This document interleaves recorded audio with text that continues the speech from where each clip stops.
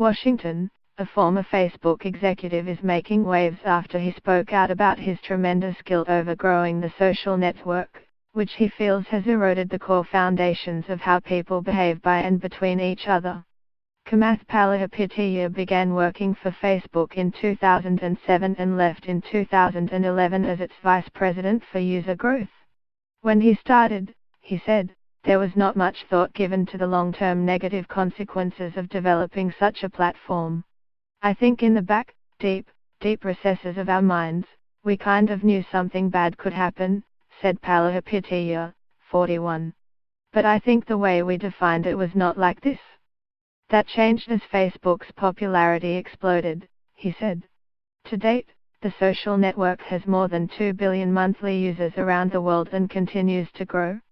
But the ability to connect and share information so quickly, as well as the instant gratification people give and receive over their posts, has resulted in some negative consequences, Palihapitiya said. It literally is a point now where I think we have created tools that are ripping apart the social fabric of how society works. That is truly where we are, he said.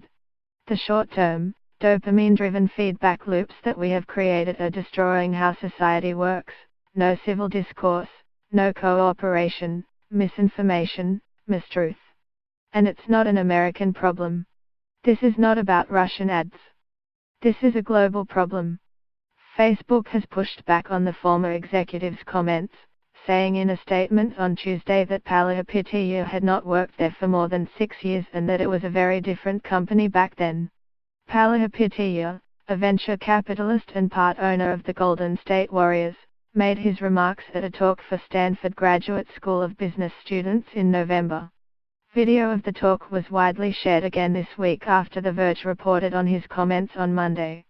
Though he did have immediate answers on how to correct the problem, Palihapitiya encouraged students to take a hard break from some of these tools and the things that you rely on. He added that he had posted on Facebook only a handful of times over the past several years and didn't allow his children to use this shit either, referring to social media platforms. Everybody else has to soul search a little bit more about what you're willing to do, he said. Because your behaviors, you don't realize it, but you are being programmed. It was unintentional, but now you've got to decide how much you're willing to give up, how much of your intellectual independence. The problem is not isolated to Facebook, he said, citing other social media platforms such as Instagram, Twitter and Snapchat. Palihapitiya pointed to a hoax in India that had spread through WhatsApp and led to the lynching of several men who were falsely accused of being child traffickers. Bad actors can now manipulate large swaths of people to do anything you want, he told the audience. And we compound the problem. We curate our lives around this perceived sense of perfection, because we get rewarded in these short-term signals, hearts, likes, thumbs up, and we conflate that with value and we conflate it with truth. And instead, what it is fake, brittle popularity that's short-term and leaves you even more, admit it, vacant and empty before you did it.